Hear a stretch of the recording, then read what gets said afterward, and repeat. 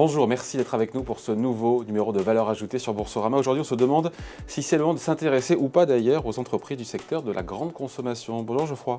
Bonjour David. Alors, on parle de quoi là? On parle des Coca, on parle des L'Oréal, on parle des... Exactement, on parle des entreprises qui vendent des produits de tous les jours qu'on va trouver au supermarché.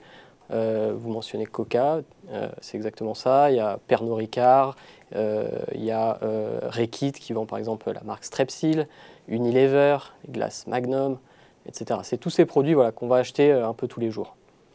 Et pourquoi aujourd'hui? Pourquoi s'y intéresser spécialement aujourd'hui en termes de timing et de momentum? Donc déjà, c'est des entreprises qui, quand on regarde leur historique et quand on regarde leurs caractéristiques, c'est des bonnes entreprises, c'est des bons business dans lesquels investir. Pourquoi?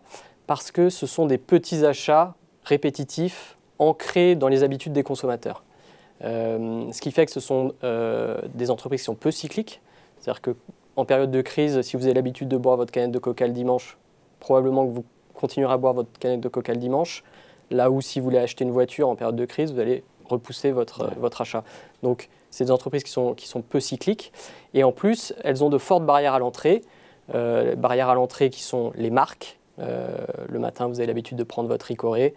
Vous n'allez pas acheter la marque de distributeur en face. Et puis aussi, elles ont une autre barrière à l'entrée qui est le contrôle de la distribution. Elles sont présentes dans les rayons des supermarchés. Elles font beaucoup de volume. Et donc pour les remplacer, pour un distributeur, ça va être compliqué et elles vont faire confiance à ces marques et garder ces marques beaucoup dans leur rayon. Donc à la fois une valeur défensive et en même temps, il y a de la croissance aussi parce que... Alors oui, elles ont des sources de croissance. Alors ça varie, on va peut-être en parler après.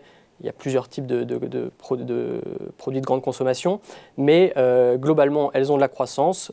Généralement, c'est ce qu'on appelle la premiumisation, c'est-à-dire les entreprises vont monter en valeur leurs produits, les vendre un peu plus cher, avec une promesse que ce soit, par exemple, le bio, que ce soit donner plus de valeur aux produits qu'elles vendent. Et donc ça leur permet de vendre, de faire un peu de croissance. Ça peut être aussi l'exposition aux pays émergents. Souvent, ces entreprises ont des présences dans les pays où la classe moyenne croît, et donc ça tire leurs ventes. Bon, après, toutes les marques, tous les produits de grande consommation, évidemment, tout ça ne se vaut pas, toutes les marques ne se valent pas. Qu'est-ce qu'on regarde comme indicateur pour choisir les plus performantes, les meilleures?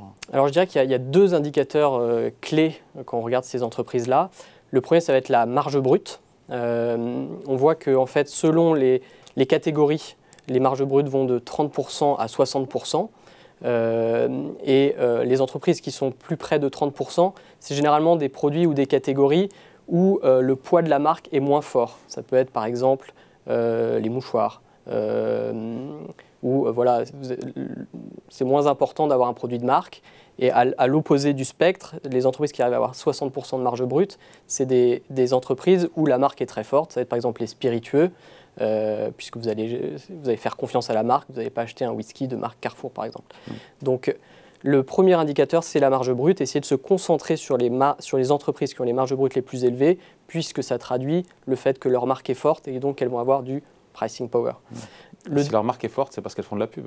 Et leur marque est forte, c'est parce qu'elles font de la pub, Notamment. exactement. Et c'est donc le deuxième indicateur. Regardez combien ces marques dépensent chaque année en publicité, comment ça évolue dans le temps, très important, voir sur les 10 dernières années, est-ce que le ratio, par exemple, de publicité sur le chiffre d'affaires reste stable ou monte, ou au contraire, est-ce que l'entreprise, pour faire ses marges, a eu tendance à couper la publicité et donc à mettre en péril, si vous voulez, leurs barrières à l'entrée, que sont les marques. Une fois qu'on a dit tout ça, Geoffroy, on se dit, mais boursièrement, ça doit être payant, et en fait, le secteur sous-performe en ce moment en bourse.